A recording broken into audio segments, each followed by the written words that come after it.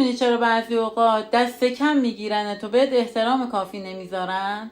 چون بیش از حد مهربون و اجتماعی هستی، بیش از حد با آدم ها صمیمی میشی و به اونا اجازه میدی که ازت سوء استفاده کنن. وقتی خیلی مهربونی آدم ها فکر میکنن تو ضعیفی، تو نمیتونی و از رود رد میشن. مهربونی خیلی خوبه، خیلی ارزشمنده، اما اگه تعادل داشته باشه.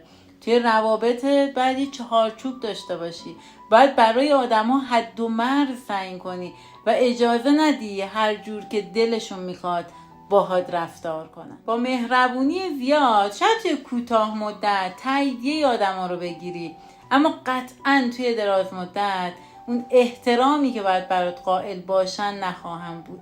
پس اگه دنبال احترامی، به حد و مرزهای خودت احترام بذار.